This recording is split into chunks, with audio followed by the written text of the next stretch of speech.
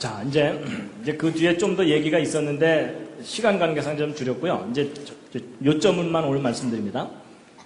여러분, 예수님의 기적. 이제 이걸 어떻게 합리적으로 이해할 수 있겠느냐 하는 건데요. 여러분, 예수님이 물을 걸어가시고 물로 포도주를 만드시고 이런 거 믿으십니까?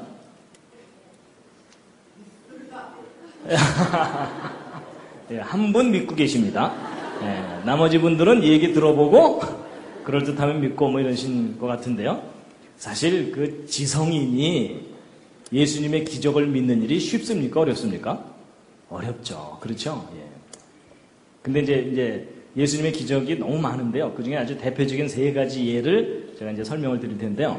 여러분, 예수님의 첫 번째 기적이 바로 뭐냐면 갈릴리 가나 지방에서 결혼식이 있었는데 결혼식 중간에 포도주가 떨어진 거예요. 그러니까 흥이 깨지니까 예수님이 짠 하고 나서셔서 물로 포도주를 만들어 주신 사건입니다. 아시죠?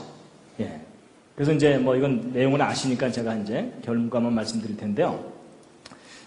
이것이 이제 예수님의 첫 번째 표적이거든요. 첫 번째 기적. 그래서 여러분, 예수님의 데뷔하신 겁니다, 이게. 예. 데뷔하신 건데 이제 물로 포도주를 만드신 거예요. 근데 여러분, 그 갈릴리 가나의 기적을 기념해서 만든 교회라고 합니다, 이것이. 성지순례 가면 여기를 보실 수 있다고 하는데요. 근데 여러분, 물로 포도주를 만들었다. 믿어지세요? 믿기 어렵습니다. 그렇죠? 문과분들은 그래도 믿을 수도 있어요. 물이 좀 상했는가 보다. 뭐 이렇게 생각하면 되니까. 근데 이과는 안 돼요. 왜 안 되는지 아세요? 여러분, 물이 포도주로 됐다는 것을 화학적으로 따지면 H2O가 C2H5OH로 변한 거예요. 없던 탄소 생겼죠. 수소 숫자 안 맞죠. 엉망이에요. 그렇죠? 그럼 이건 과학적으로 따지면 뭐에 어긋나요? 화학 반응의 법칙이 어긋나요. 그렇죠? 여러분, 이론도 아니고 법칙이 어긋나는 거예요. 여러분, 아까 법칙은 반드시 똑같은 결과가 나타나는 걸 법칙이라고 그랬잖아요. 그렇죠? 법칙이 어긋나는 거예요. 저걸 어떻게 믿냐고요. 근데 교회 다니면 저거 믿어야 돼요? 안 믿어야 돼요? 믿어야 되니까 이게 이제 문제예요. 그렇죠? 예. 근데 이제 여러분, 이건 여담입니다만 제가 이제 예수님의 첫 번째 기적 때문에 좀 고민을 했었어요. 왜냐하면 왜 예수님께서 이 땅에 오셔서 제일 첫 번째 하신 사업이 양조 사업일까?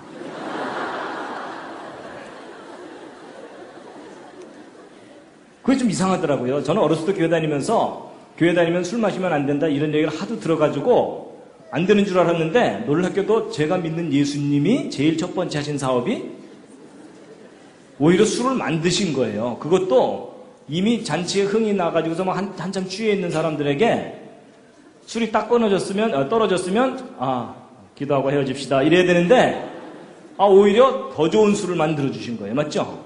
여러분, 지구상에 있었던 제일 좋은 술이 뭐였겠어요? 이때 예수님이 만드신 이 술이 제일 좋은 술이었어요. 맞죠? 그럼 그날 밤 이 사람들 어떻게 됐겠습니까? 잔뜩 취했겠죠. 왜냐면 세상에서 제일 좋은 술을 마셨으니까.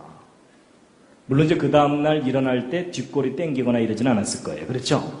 워낙 좋은 술이었기 때문에.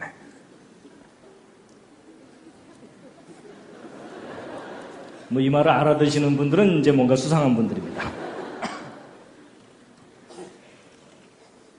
근데 또 그렇다고 해서요, 또 오늘 밤 3, 3, 5 모여갖고 자, 마셔 주님 하신 사업인데 도와드려야지 뭐 이러면서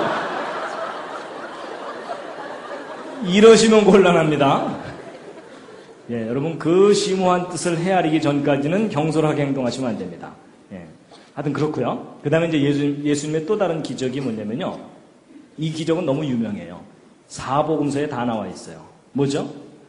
예, 오병이어의 기적인데요. 예수님을 따라다니는 팬들이 많아갖고 어느 날 팬 관리 차원에서 그냥 배불리 먹여주신 거예요. 근데 재료는 뭐였냐면 꼬마가 도시락으로 싸온 듯한 떡 5개, 물고기 2마리로 5,000명을 먹이셨는데 그것도 여자와 아이 외에 5,000명이니까 여자 합치면은 10,000명, 거기다 애들 바글바글 이러면은 한 2만 명 정도 되는 사람들 배불리 먹인 건데, 근데 믿어지세요? 근데 여러분, 이 오병이어의 기적은 과학으로 따지면 무슨 법칙이 어긋납니까? 이게 그 유명한 질량 보존의 법칙이 어긋나요. 그렇죠? 아니, 여러분 생각해 보세요. 떡 5개, 고기 2마리 그래봤자 요만하잖아요. 근데 2만 명을 배불리 먹이려면 여기 가득하게 음식이 있어야 되는 거 아시죠? 질량 보존의 법칙이 어긋나요. 근데 여러분 저걸 어떻게 믿을 수 있어요? 그랬더니 어떤 분이요, 이렇게 얘기하더라고요. 그게 아마 버스만한 떡 5개하고 고래 2마리였을 거다, 뭐 이런 얘기 하시더라고요. 고래 2마리. 근데 그렇게 설명하면 될 것 같지만 문제가 뭐냐면 그게 애 도시락이냐 이거죠. 꼬마가 고래 끌고 오면서 엄마가 싸줬어요, 뭐 이거 좀 이상하잖아요. 그러니까 그것도 말이 안 되고요. 그 다음에 예수님의 또 다른 기적이 뭐냐면, 이제 저 이적을 베푸신 후에 예수님이 제자들을 이제 배를 태워서 먼저 갈릴리 바다를 건너가게 하셨어요. 그리고 이제 밤에 혼자서 바다 위를 걸어오신 거예요. 그렇죠? 여러분, 이거는 과학적으로 따지면 무슨 법칙이 어긋납니까? 이건 좀 어려운데요. 부력의 법칙이 어긋납니다. 그렇죠? 부력 법칙. 그러니까 물보다도 가벼우면 떠야 되고 물보다 무거우면 가라앉아야 되는데, 예수님은 분명히 이제 사람의 몸이니까는 가라앉아야 되잖아요. 그렇죠? 뭐 예수님이 빨리 헤엄쳐 왔다 이러면 좀 믿겠는데, 걸어왔다고 하니까 부력 법칙이 어긋납니다. 그랬더니 또 어떤 분이 저걸 또 억지로 설명하려고 또 뭐라 그랬는지 아세요? 저게 왼발 빠지기 전에 오른발, 뭐 이러면 된다.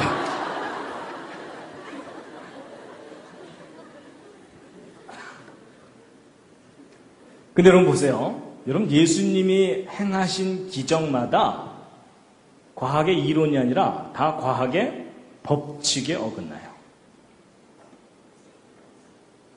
아니, 이론에 어긋나면은 그 이론이 틀릴 수도 있다, 이렇게 얘기하면 되잖아요. 그렇죠? 근데 법칙에 어긋나는 걸 어떻게 설명을 하냐고요. 근데도 여러분 저건 다 믿으시죠? 근데 여러분은 믿는다고 치더라도 저는 그래도 과학을 공부했다고 하는 사람인데 과학자의 양심을 버리지 않고 예수님의 기적을 믿을 수 있는 방법 좀 알려주실래요? 저를 좀 설득해 주시죠.